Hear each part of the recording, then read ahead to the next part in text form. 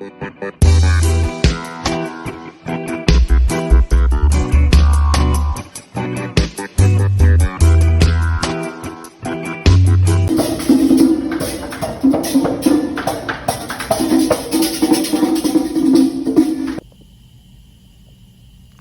ICU, North Florida Hospital.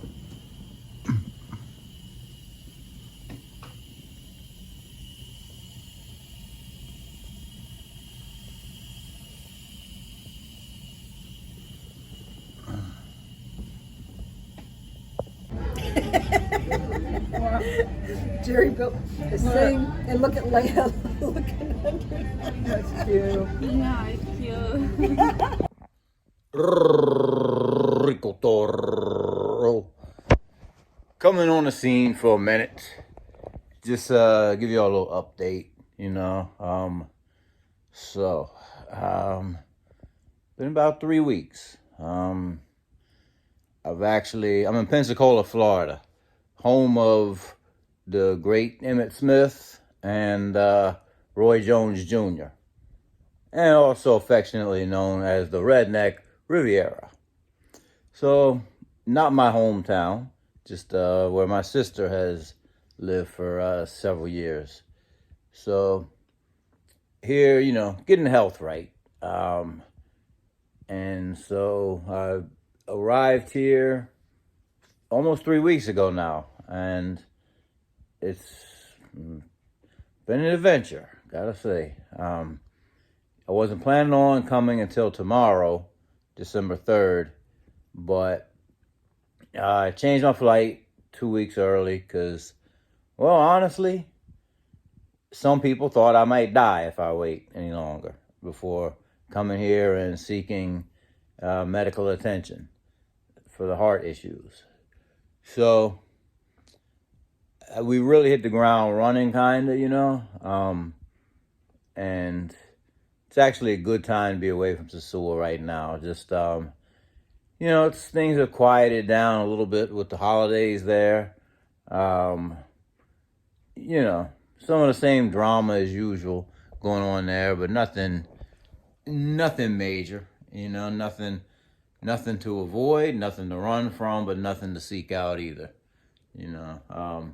But it's just a weird kind of quiet time there. And I can tell from my friends that are there now that I'm in communication with regularly, you know, that they're just sort of staying out of the way, staying in their own lane, dealing with, you know, their main girl or regulars, or just, you know, kind of taking it easy now anyways, you know, because there's nothing to get too excited about going on right now. I guess that's the best way to sum it up. So, you know, I arrived here like on a Tuesday night, and Wednesday I immediately go to the VA clinic here. And the VA clinic is like, it's going to take like April, July, or September to possibly see a primary care provider. And I'm like, you don't understand. I've been diagnosed in a foreign country as needing to have an aortic valve replacement surgery. And they're like, okay, well, if you feel that it's urgent, you should go to your nearest emergency room. So I'm like, okay, that's what I have to do. I have to be assertive here. So that's what we do. We go to an emergency room at a facility in Pensacola here. And I'm there almost 2 full days. And at the end of the second day, you know, and they actually were happy to look at and wanted to look at the test results, the analysis, CAT scans, stress tests, catheterizations, ultrasounds. They looked at all the tests that were done in Santiago. And so I didn't do all that for nothing. So they look at that stuff, they do some of their own tests, and they're like, yes, you are going to need an aorta valve replacement. but we can't do it here because there are some risk factors. So this is that part where they say, like, after people have surgeries or before they have surgeries, well, they couldn't do it, or it wasn't successful, or there were complications. Well, I guess I'm a classic case where there are complications. In this case, it's not straightforward. So, my sister's kind of having an emotional breakdown, and I'm kind of having the way I'm interpreting things, like, before I'm going to live on life support or anything crazy like that, I'll just roll the dice. I'm not going to, I'm not going to fear death. I'll fear a poor quality of life before I'll fear death. But anyways, fortunately, it wasn't that bad. It was just, they were just saying that they need to transfer me to a facility that has a much better equipped cardiovascular intensive care unit, because they said my heart was overstressed. Due to weak valve, my heart was overstressed, for a long time. So, just so you guys know, I'm not a doctor. There's this percentage called the refraction rate or something like that. Well, nobody is at 100%. A healthy individual should be about 60, 65%.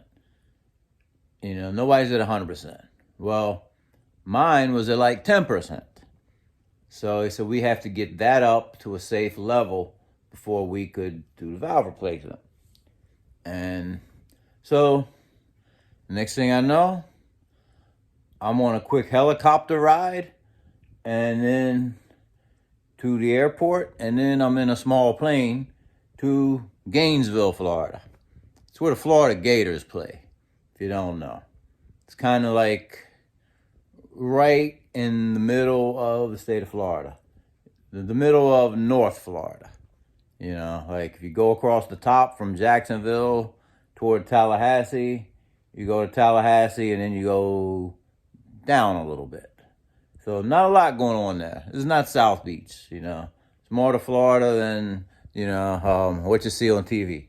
So anyways, I end up going there and arrive, right away. I'm hooked up to all kinds of IVs and heart monitor, and I had something up and down each arm, a lot of stuff going on there, and oxygen, and so I'm taken in there, because the goal is to get my natural breathing, get my heart to function at a level to be healthy enough to do the surgery. So after a few days of monitoring, meds, etc., they insert this chest tube. And this is where things got crazy for me and brutally uncomfortable there. Well, there's this thing, I think it's called ketamine.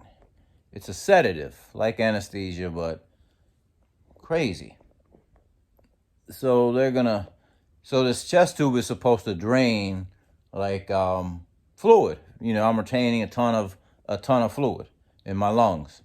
So they shoot me up with this ketamine, and I swear I thought I went to hell and back twice, died, appeared in a Jimi Hendrix video. I felt like I was on skis, going through like the Jimi Hendrix Purple Haze video. Some of you old heads, it was just some kind of weird psychedelic thing. Scared the shit out of me. I'm not gonna lie. I wanted to die at that point. I was so freaked out, and when I came to, I was paranoid, and like I was like, man, am I in some kind of hack shop or something, for spare parts? So anyways, then the next day they did what is the preliminary procedure to the real procedure I'm getting done, which is they installed a balloon in my chest, And the balloon is supposed to open up the valve. So the valve can put less pressure on my heart and get that refraction rate up a little bit. So the heart can gradually begin the rebuilding process. So this is like the Toro Rebuild 2.0. So we're rebuilding. Hit that thumbs up if you hadn't already. Go ahead and subscribe. I'm keeping it open and honest and real with my people. By the way, thank you all very much.